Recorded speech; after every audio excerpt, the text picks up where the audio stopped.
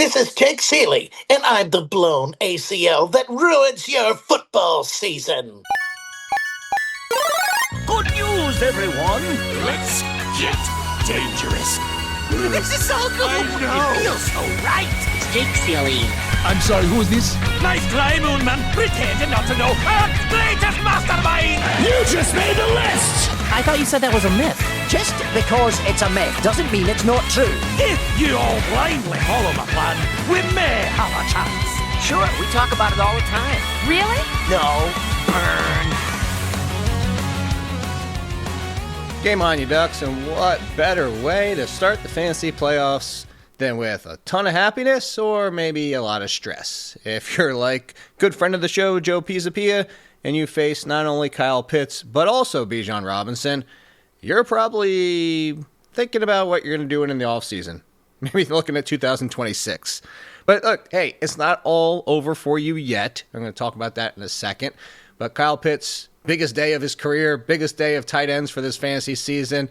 Nobody saw that kind of game coming. But there is a way out of it for you guys. But on the flip side of it, also if you have Pitts, and Bijan, that team I was talking about, his good friend Lord Don't Lose, you're sitting pretty, and you probably don't need to take a lot of risks. Speaking of the risk, that's what we're going to talk about with Pitts.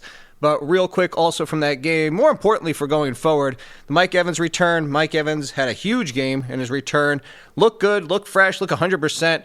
And we know Baker Mayfield liked going to him actually so much that he led the team. Every opportunity he could take. Here's the interesting thing about Mike Evans, and we saw it with Bucky Irving before with Tampa Bay, and I've talked about this with other teams in past years. I talked about it this year, is a lot of times when the replacements are playing well. This case was a little bit more uncertainty than most of the times, but like with Bucky Irving, when the replacements are playing well and the team is patient enough and the team brings the player back, a lot of times that means the player is going right back to their workload. The questions are when the replacements are underperforming. Like, do they need to get the player back? And they're trying to force him back as quick as possible. But we saw with Godwin, his second attempt back, not his first. So that's why most of these situations, like I say, this is about 8 out of 10 times this works out like that, which we just saw with Mike Evans. On the flip side of things, what do we do about the rest? Chris Godwin, it's going to be hard to trust going forward. A lot of short targets. The touchdown saved his day, along with the 2-point conversion. But it did free up Egbuka a little bit more, and there were some opportunities missed again. This has been the case of Emeka Egbuka since the beginning of the season.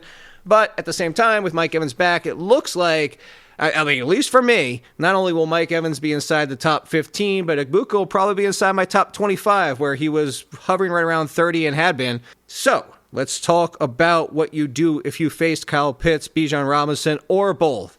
You take the upside. This is a lot of times where I tell people before the games happen to look at your opponent, and you don't base your team, like I put this at the beginning of the rankings. Do not overthink it. Don't go the rabbit hole of thinking this, and this, and what about the rain and the weather and the wind, and, well, this guy's playing this quarterback, so I should play the wide receiver, and then I should do this, and then if this happens and I offset his wide receiver. No. This is where people galaxy brain themselves because you're in the playoffs. Don't overthink. Don't do what you didn't do to get here. So you're here. Trust the people who got here. However, just like the regular season, if you do look at your opponent, you say, hey, he's got a stud of a lineup, or she's got this juggernaut I'm going against, and I need to take some upside chances. That's kind of what we're looking like. You have the information now. You know that Kyle Pitts put you in a bad spot. And that's really what you're looking at, is that now, if you had a tough decision for a wide receiver 3 or 4, you go for the upside. You go for Justin Jefferson, who falls into this bucket now. Justin Jefferson is basically a nothing for ever since they lost Carson Wentz. But we know it is Justin Jefferson. We know any given week that talent might be able to overcome his quarterback situation, give you a top 10 performance. So if you were thinking Justin Jefferson versus Khalil Shakir, you take Justin Jefferson. You see my example there? I could give you a lot more, but I think you get the point. Same thing at running backs. If you're thinking, well, Chuba Hubbard versus Rico Dowdle, Hubbard had a nice game right before the bye, a little bit more pass blocking in that game. Maybe they don't use him as much in this matchup this week, but either one of them, if they were to get 80% of the workload, could finish as an RB1, whereas Jaylen Warren, as good as he's been, has been hovering right around low-end RB2. So there's more upside, but more risk with the Carolina guys. The Giants guys, same things. So that hopefully helps you make some more decisions. Seahawks guys as well. And that's one of the, actually, you know what? Let's talk about a quarterback situation with his wide receivers as a good example across the board. Justin Herbert's off the injury report. That really doesn't mean anything for his left arm because his left arm is still going to be an issue. Playing with that brace, contraption, whatever you want to call it, might have a fumble or two. His passing still looks a little bit disjointed because, hey, let's be honest, he's also taking snaps with that contraption on his arm. But on top of that, Ladd McConkey, since week 6, 2 top 10 performances, cool. A 21, okay. And the rest were 41, 68, and 84. He is essentially a boomer bust at this point. He's somebody that I do want in my lineup for the upside, similar to Justin Jefferson, but you might have better options at this point. But further down the list, if you are really looking for that kind of Hail Mary play, the rest of them, let's talk about Quentin Johnston's games. A 0, a 19th finish, a 40th finish, another 0, a 28th, and an 82. Keenan Allen's basically off the board. 48, 58, 64, 37, 51, 58 are his finishes. And then Arondé Gadsden, so it's his breakout. He's finished as 18th, 40th, 17th, 29th, and 51st, and that's only at tight end. But all that to go back to Quentin Johnston. Quentin Johnston will be one of those ones where any given game, you know, he might go for 101 or catch 2 touchdowns. So if you're looking at him versus a Jack Besh or Romeo Dobbs, and you faced Pitts or Bijan, that's where you go with Quentin Johnston. So there's your idea of those type of situations. Let's run through the rest of the injuries, start sits that you might need to know for Week 15. Kenny Pickett's at quarterback. Yeah, it was already going to be a tough game as it was. Speaking of Jack Besh, then Jack Besh is a wide receiver 5, PPR reliant. Brock Bowers, you know you're starting him, but man, that does not help Ashton Jeanty. Ashton Jeanty, just so you know, has been a low-end RB2, right about running back 20-ish for me, and I can't really push him any lower, but I do not love the Kenny Pickett situation. Hey, maybe it's one of Kenny Pickett's decent games, and he'll be fine. Phillip Rivers, all reports from James Boyd of The Athletic and everybody is that he's going to start, as I said, at the beginning of this week in waivers. You don't sign Phillip Rivers, or he doesn't sign, delaying his potential Hall of Fame candidacy just to sit on the bench. I would expect Phillip Rivers to be out there. Good news for Tyler Warren. Tyler Warren's still top 10. Obviously, if you played Kyle Pitts over him, you feel really good. And maybe Josh Downs has a little bit of life left, but I think Michael Pittman, Tyler Warren, and Jonathan Taylor are the ones you can trust. Brady Cook is at quarterback for the Jets. I downgraded Breece Hall. He is behind Jeanty. He's even behind DeAndre Swift at this point. I would even think maybe Devin Neal over him. This is Brady Cook. Brady Cook looked bad. And there were some decent passes in there, but you're not playing Adonai Mitchell. Cook leaned more on John Mechie, but again, this is a desperation situation. If you're in the playoffs, I can't imagine you need to worry about any of those outside of Breece Hall. Tyrone Tracy, moving to running back. Tyrone Tracy's healthy. Talked about this on the Wednesday podcast, but before the return of Jackson Dart, it was about 45% Tracy to Singletary. That game with Dart before Tracy left was 11 touches to 11 touches, essentially a 50-50 split. And while Tracy was starting to get some goal line work, they still trust Singletary more. And it could go either way. This is the Panthers, the Giants, the Seahawks. It's all those kind of situations. I know they run a lot. I know they have a nice matchup, but I still have them both outside the top 24 running backs.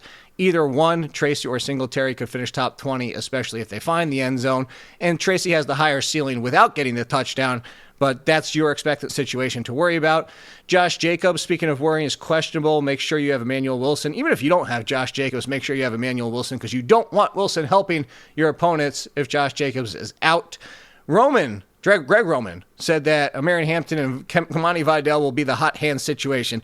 I kind of give this not a complete I don't believe you gift, but at least an eyebrow raise because Hampton looked good in his first game back. I know they wanted to ease him in. This is one of the ones where Kamani Vidal was playing well in his stead and where they didn't give Hampton the full workload situation. So like I said, 80% of the time, 8 out of 10 times, 80% of the time it works every single time.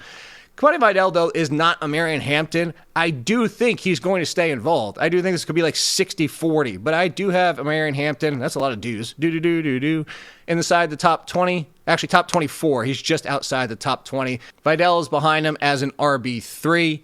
So that's how I play that situation. Again, a little bit of an eyebrow raise. Both could have values. I think the gap between them is a little bit bigger than the Giants guys, obviously. Speaking of the Giants, to go back to them, Chris Rodriguez is questionable against the Giants.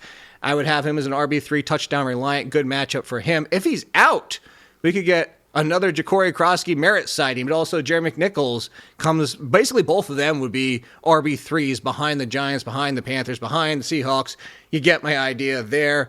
Who else do we have? Wide receivers is where we're headed now. Roman Dunze is questionable, and week to week, I would not expect him to play, especially because they mentioned how cold the weather is going to be for a situation.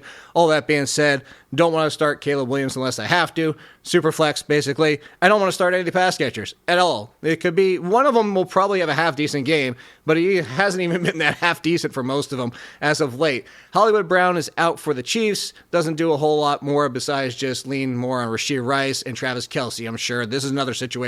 You might see one of the Chiefs pop off behind him, but who might it be? Playoffs aren't the time to chase it. T. Higgins is out for the Bengals. Andre Yoshevich is in the wide receiver 4 or 5 conversation, mostly because they tried to make Mitchell Tinsley happen the last time Higgins was out, and the connection wasn't there.